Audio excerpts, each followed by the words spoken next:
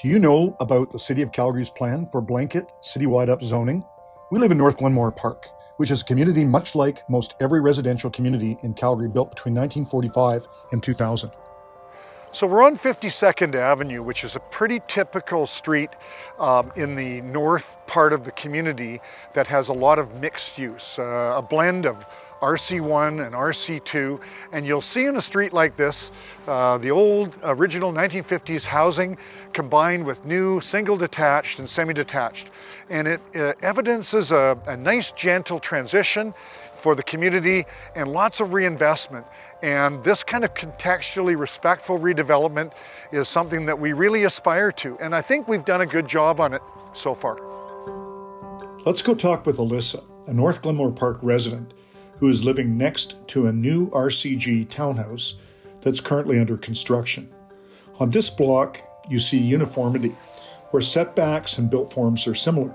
Such contextual respect minimizes issues like overlooking, building massing, invasion of privacy, and shading. But when you look over at this new RCG townhouse that's underway, there are some noticeable differences given the age of the community. And being in the middle of the block, it magnifies the contextual challenges faced by the current residents. If there was ever an example of what used to commonly be called spot zoning or blockbusting, this is it. So this RCG townhouse that's currently well under construction, when did you first find out about this type of use and what they planned to build, and how did you feel about it at that time? That's a good question. We found out about this build in the summer of 2022, and we really only found out what it entailed at a meeting the developer had set up in the community, and we were quite opposed to the design. And did you feel you had a say in what you're seeing being built today? In all honesty, we feel like we've had zero say, absolutely no influence on this whatsoever. What do you think you'll do now with your home, given the 8 dwelling units that are soon to be completed?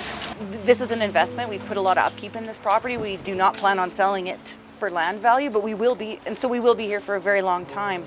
I anticipate next door to have, there'll be a lot of increased traffic. There's no parking. There's a lot of parking restrictions around here, so there's only 50th Avenue, so the volume will increase there. The back alley is a narrow gravel lane, and it is currently very muddy, and I suspect there'll be more traffic there as well. And really, it's tough to say, you know, what the behaviors will be like, because I don't know who's going to live there. So you've got a courtyard that's going in next door to you.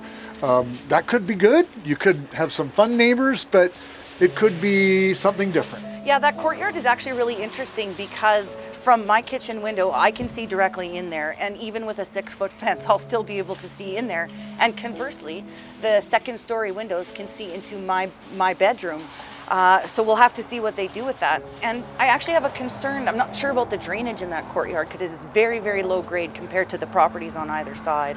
So overall, how do you feel in the use and enjoyment of your own property now with this new development next door?